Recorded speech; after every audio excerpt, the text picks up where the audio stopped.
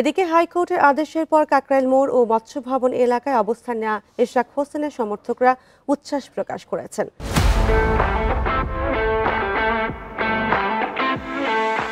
এখন দ্রুত ইশরাক হোসেন দায়িত্ব বুঝে পাবেন সে আশাও প্রকাশ করেন তারা। এর আগে বৃষ্টির উপেক্ষা করে সকাল থেকে দাবি আদায়ে বিক্ষোভ করেন সমর্থকরা। এ সময় নানা স্লোগানও দেন তারা। বিক্ষোভ ঘিরে সকাল থেকেই সতর্ক অবস্থানে আইন শৃঙ্খলা বাহিনীর সদস্যরা। বুধবার রাতেও কাকরাইল মসজিদের সামনের মোড়ে অবস্থান নিয়ে বিক্ষোভ করেন বিএনপি ও এর অঙ্গ সংগঠনের নেতা কর্মীরা। মধ্যরাত 12:15 পর্যন্ত তাদের সাথে সড়কে ছিলেন ইশরাক হোসেন। মার্চে ইশরাক হোসেনকে ঢাকা দক্ষিণের মেয়র ঘোষণা করে রায় দেয় আদালত। এদিকে ঢাকা দক্ষিণ সিটির নির্বাচিত প্রতিনিধিদের মেয়াদ শেষ হচ্ছে জুনের প্রথম সপ্তাহে।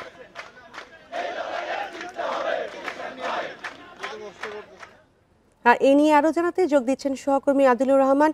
আদিলুর, রিট খারিজের আদেশের পর কি বলছেন ইশরাকের সমর্থকেরা?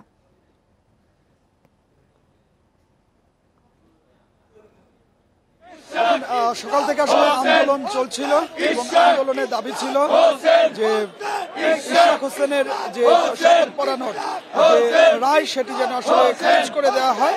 এবং এর পরপরই আদালত থেকে যখন আসলে রায়টি আসলো, সেই রায়টি আসার পরপরই আমরা দেখতে পাচ্ছি যে বাঁধ ভাঙা উচ্ছ্বাসে নেমেছে এখানকার যারা আন্দোলন করছিলেন তারা।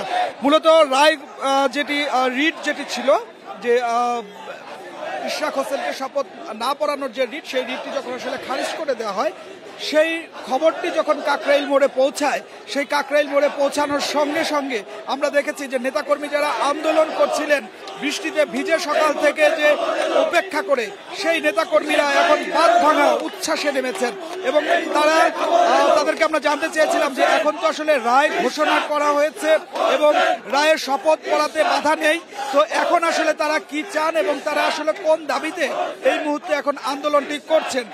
এখন নেতাকর্মীরা বলছেন যে তারা এখন এক দফা দিয়েছেন এবং এক দফা দাবি সেটি হচ্ছে যে স্থানীয় সরকার উপদেষ্টা আসিফ মাহমুদ সজীব ভুঁইয়া এবং তথ্য উপদেষ্টা মাহফুজ আলম তাদের পদত্যাগ না করা পর্যন্ত এখানে তারা অবস্থান করবেন এবং সড়কে তারা অবস্থান নিয়ে থাকবেন। এই ঘোষণাটি এখন নেতাকর্মীরা দিচ্ছেন এবং নেতাকর্মীদের মধ্যে আমরা দেখতে পাচ্ছি তারা স্লোগান দিচ্ছেন।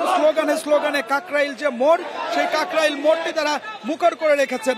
আমরা নেতাকর্মীদের বিভিন্ন স্লোগানে যেটি আসলে শুনতে পাচ্ছি সেটি হচ্ছে যে নেতাকর্মীরা বারবার করে যেটি আসলে বলছেন যে এটি কোনোভাবেই আসলে মেনে নেওয়া হবে না,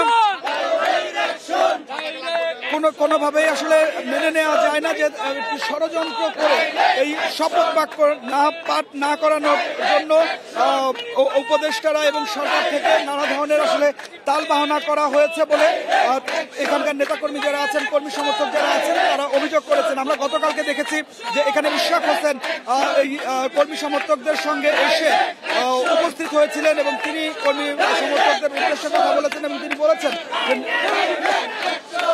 তিনি বলেছেন যে নির্বাচনের রোডম্যাপ না আসা। ইশরাকের সমর্থকদের উচ্ছেদ এবং সে বিষয়ে যারা ছিলেন সহকর্মী আদিলুর রহমান।